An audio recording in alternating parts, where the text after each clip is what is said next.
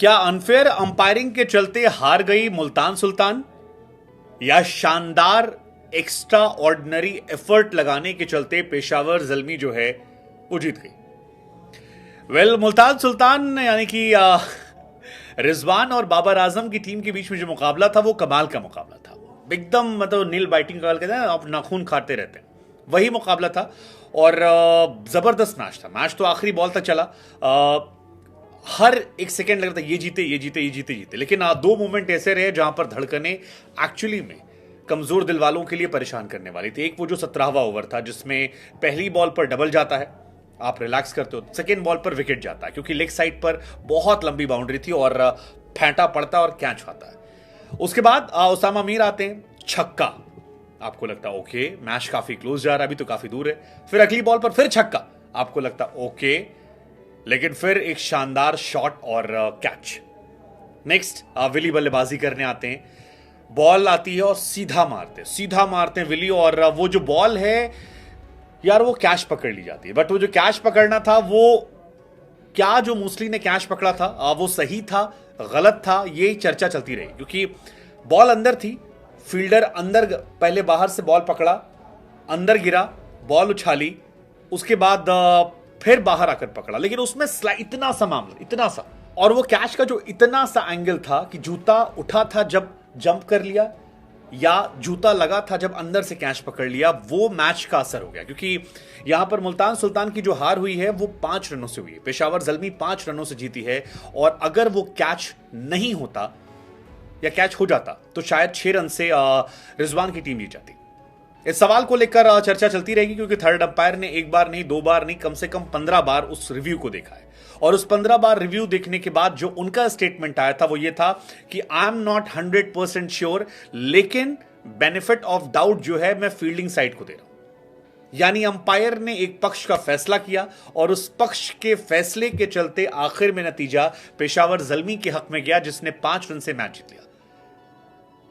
पेशावर ज़ल्मी के प्लेयर खुश थे कि यस वी डिड इट, लेकिन सामने मुल्तान सुल्तान से चाहे विली हो या उनके जो डगआउट में बैठे प्लेयर थे वो बार बार कह रहे थे कि यार ये बेईमानी है, ये आउट नहीं था, ये 6 था। वो इशारा भी कर रहे थे, स्क्रीन पर दिखाया जा रहा था कि वो इशारा था। गजब का मैच था। तो इसका फैसला जो है वो हम आप पर छोड़ देते हैं कि क्या आप मानते हो कि वो आउट था या आप ये मानते हो कि वो आउट नहीं था गुरु, वो नॉट आउट था जिसे बेईमानी से आउट दे दिया गया। क्योंकि दोनों को लेकर क्वेश्चन बहुत ज्यादा हैं और ये क्वेश्चन बने रहेंगे। हालांकि इफ्तिकार अहमद ने फिर कोशिश की थी, नवीन के आखिरी ओवर में 20-22 रन चाहिए थे, एक फालतू चौका छोड़ा, उसके बाद चौका छक्का पड़ा, लगा कि मैच फिर बन गया। 2 बॉल पे 6 रन चाहिए थे, मैच जीत सकते थे, बट देन नवीन शानदार, मतलब इफ्तिकार को लेकर लगा था कि शायद मैच जीत जाएंगे यार। 19वें ओवर की 5वीं बॉल इफ्तिकार को 2 बॉल में 6 रन चाहिए थे, लेकिन नवीन का बैट लग जाता है और पीछे से कैच की अपील होती है और हारिस की अपील को अंपायर नॉट आउट देते हैं, लेकिन बाद में थर्ड अंपायर और फिर वहां पर आउट दे दिया जाता है। उसके बाद शहनवाज आते हैं, वो लप्पा मारते हैं, लेकिन लप्पा लगता नहीं है और विकेट गिर जाता है। इंटरेस्टिंग मैच, कमाल का मैच। मैं कह रहा हूं कि ये मैच दोबारा देखने वाला मैच था। पेशावर ज़ल्मी ने टॉस जीता, बल्लेबाजी करने का फैसला किया। पाकिस्तान में अजीबो गरीब इतिहास है, बाबर आजम जिस मैच में चलते हैं वो टीम हारती है, जिसमें टीम जीतती है उसमें बाबर नहीं चलते हैं।